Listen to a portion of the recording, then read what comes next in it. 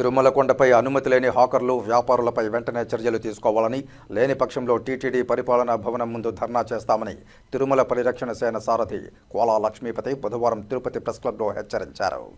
తిరుమల కొండపైన unauthorised hawkers విపరీతంగా పెరిగిపోతూ ఉంటే ప్రేక్షక పాత్ర వహిస్తూ చూస్తూ ఉంది. మా తిరుమల పరిరక్షణ సైన్యం తరపున మేము ఏడాది క్రితమే గత ప్రభుత్వ హయాంలో విపరీతంగా పెరిగిపోయినటువంటి ఈ అనాథరైజ్డ్ హాకర్స్ మూలంగా తిరుమలకు పవిత్రతకు భంగం కలుగుతుంది, శాంతి భద్రతలకు విఘాతం కలిగే అవకాశం ఉంది, చాలా సమస్యలు భవిష్యత్తులో ఎదుర్కొనే ప్రమాదం ఉంది. దాంతోపాటుగా తిరుమల నిజమైన స్థానికులకి అక్కడ వ్యాపారాలు జరగకుండా ఈ అనాథరైజ్డ్ హాకర్స్ మూలంగా అనేక రకమైనటువంటి టీటీడీయే కాదు, ఇటు స్థానికులు కూడా, నిజమైన స్థానికులు కూడా చాలా రకాలైనటువంటి ఇబ్బందులు పడుతున్నారు. మీరు వెంటనే దీన్ని అనాథరైజ్డ్ హాకర్స్ను మొత్తం రిమూవ్ చేయాలి అని చెప్పేసి చైర్మన్, టీటీడీ చైర్మన్ గారికి కానీ, ఈఓ గారికి కానీ, అడిషనల్ ఈఓ గారికి కానీ అందరికీ కూడా వినతి పత్రం సమర్పించడం, వాళ్ళకి వివరించి చెప్పడం జరిగింది. అయితే టీటీడీ చైర్మన్ గారు మా విజ్ఞప్తిని మన్నించి టీటీడీ పాలక మండలి సమావేశంలో తీర్మానాలు కూడా చేశారు. అనాథరైజ్డ్ హాకర్స్ రిమూవ్ చేయడానికి ఒక టాస్క్ ఫోర్స్ అనేది టీటీడీలోని 5 విభాగాలతో సంబంధించి revenue, panchayati, engineering, police, TTD vigilance, ఆరోగ్య శాఖ, ఈ విభాగాలన్నింటినీ కలిపి ఒక టాస్క్ ఫోర్స్ను ఏర్పాటు చేశారు. బోర్డు తీర్మానం అయితే అయ్యింది, కానీ ఎందుకనో అధికారులు దాన్ని అమలు చేయడం లేదు. ఆ రోజు నుంచి ఈ రోజు వరకు కూడా అది వాళ్ళకి రాజకీయ ఒత్తిడిలా లేకపోతే ఇంకేమైనా లోపాయకారి ఒప్పందాలా మాకైతే తెలియడం లేదు. మేము తిరుమల పరిరక్షణ సైన్యం తిరుమల పవిత్రతను కాపాడుతూ స్థానికుల హక్కులను కాపాడుకుంటూ ఒక ధార్మిక సంస్థ అయినటువంటి ప్రతిష్టను కాపాడుకునేందుకే మా తిరుమల సైన్యం ఏర్పడింది.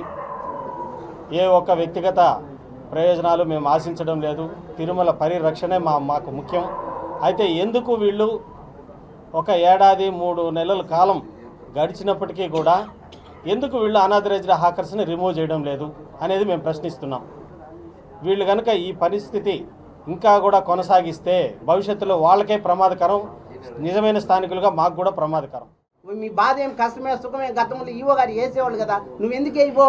నీ స్వార్థం కోసం వచ్చి కుర్చీలో కూర్చొని ఏది పట్టించుకోకుండా ఊరికే సంతకాలు పెట్టి కూర్చున్నావా? చెప్పండి. ఆ ఎస్టేట్ ఆఫీసర్ గారు ఉన్నారు, ఆ జేయు గారు ఉన్నారు, ఏమాత్రం అన్నా ఈ ఆఖరు వస్తారే కానీ చూస్తారు కానీ ఇది ఎత్తండి అన్న అడ్డంగా ఉండదని చెప్తా ఉన్నారా?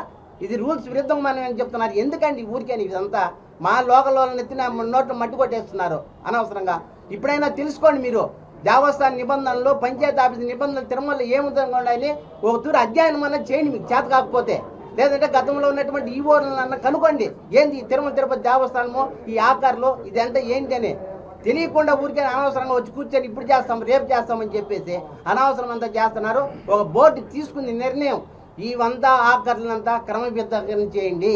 వీళ్ళంతా కూడా 150 మంది లిస్టే కాదు, మీరు ఈ లిస్టే పెట్టద్దంటే మళ్ళా ఎంక్వైరీ పెట్టేది. ఆడ ఎంక్వైరీ అట్లా వీళ్ళు ఉన్నారు, వీళ్ళు చేస్తారని మీకేమంత అక్కడ ఆకర్ల గురించి ఎక్కడ వ్యాపారస్తులు వాళ్ళంతా మీరు ఎందుకు వాళ్ళంతా ప్రోత్సహిస్తున్నారు? మన బోర్డు చెప్పింది తట్ల ఎత్తేసండి లైసెన్స్ లేనివని. ఇంతవరకు ఏమైనా చెప్పారా? 6 నెలలు 4 నెలలు అవుతుంది బోర్డు తీర్మానం చేసి ఎత్తేయమని చెప్పేసి.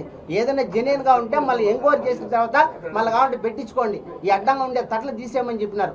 ఇంతవరకు ఈఓ, జేఓ కానీ, ఎస్టేట్ ఆఫీసర్ కానీ ఒక్క మాట కూడా ఇంతవరకు మాట్లాడాల. కనీసము స్థానికులుగా పోయేసి ఒక రిప్రజెంటేషన్ పోతే ఆ పంచాయతీ ఆఫీస్లో కుర్చీ వేసి నాదులు లేదు.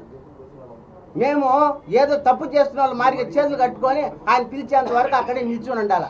పంచాయతీ ఆఫీసు పోతే పబ్లిక్ని గౌరవించడం తెలుదా? దేవస్థానానికి ఈవో దగ్గరకు పోయినా అట్టే నిల్చోవాలా, ఒక పంచాయతీ ఆఫీసు పోయినా అదే విధంగా నిల్చోవాలా?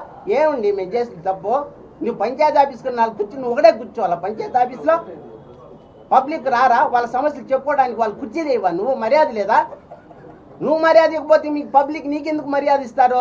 కాబట్టి దేవస్థానము ఆలోచన చేసి ఒక మంచి చెడ్డ ఏ విధంగా ఉండాలా, దేవస్థానంలో ఒక ధర్మం రచిత అన్నారు కదా, మీరు ధర్మాన్ని కాపాడండి. కాపాడుతున్నాం. మాకు ధర్మమే మీరు పాటించట్లే. మాకు వచ్చిన వాళ్ళకంతా కూడా మీరు ఇచ్చిన విడిగా పోండి, ఎట్టని వ్యాపారం చేసుకోండి అని చెప్తా ఉన్నారు. కాబట్టి ఇది మంచి పద్ధతి కాదు. ఇప్పుడైనా మానండి. ఆఖరి లైసెన్స్ లేని వాటిని వెంటనే తక్షణం తొలగించండి. తొలగించకపోతే మాత్రము మేము హుజురాఫీసును ముట్టడిస్తాం, లేదంటే స్టేట్ గవర్నమెంట్కి సీఎం మరోసారి విన్నవిస్తాం. ఆ కార్యక్రమం రూపొందించుకుంటామనేది తెలియజేసుకుంటాను.